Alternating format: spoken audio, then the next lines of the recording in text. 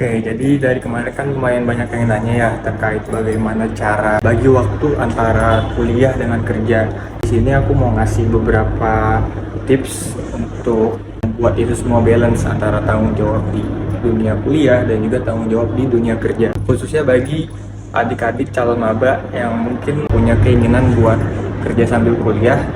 Boleh di sini. Pertama mungkin kita harus tahu dulu ya kebutuhan kita itu arahnya kemana. Kalau memang teman-teman ngerasa butuh kerja karena mungkin dari segi entah itu mungkin dorongan kebutuhan atau dorongan keluarga, teman-teman boleh ambil kuliah yang untuk karyawan supaya mungkin lebih bisa fokus untuk kerja. Tapi kalau teman-teman kuliahnya reguler tapi juga ingin sambil kerja, mungkin teman-teman bisa cari pekerjaan yang secara waktu itu bisa fleksibel dengan waktu kuliah dari teman-teman. Contohnya mungkin sudah ada ya di video sebelumnya beberapa jobs yang aku kasih yang bisa teman-teman ambil sambil kuliah reguler. Contohnya barista, waiter, freelance, dan lain-lain yang mungkin bisa teman-teman coba. Untuk tips lainnya, teman-teman bisa lebih aware lagi sih sama tanggung jawab dari masing-masing. Karena kan kalau dari pekerjaan kita juga punya tanggung jawab dan juga di dunia kuliah kita juga punya tanggung jawab. Jadi kita harus punya awareness lebih. Jadi waktu senggang itu harus dipakai untuk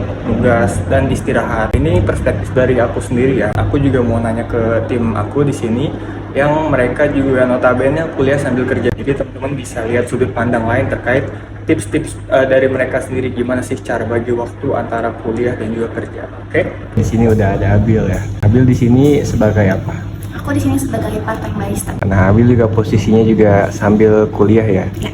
Abil bisa kasih satu tips gak gimana cara bagi waktu antara kuliah sama kerja supaya balance keduanya? Cara manage waktu biar kuliah sama kerja tetap balance itu yang pertama pastiin jadwal kuliah kamu itu udah pasti, udah tetap dan gak akan berubah kecuali per semesternya itu. Terus tempat kerja kamu juga bisa fleksibel biar sesuaiin sama waktu kerja kamu, waktu kuliah kamu, biar semuanya tetap berjalan dan balance. Ada cerita aja. Oke, thank you Abil. Kita udah sama Faras di sini. Halo, Faras di sini sebagai apa? gue di sini sebagai part-time kitchen. Sekarang posisinya juga sambil kuliah ya.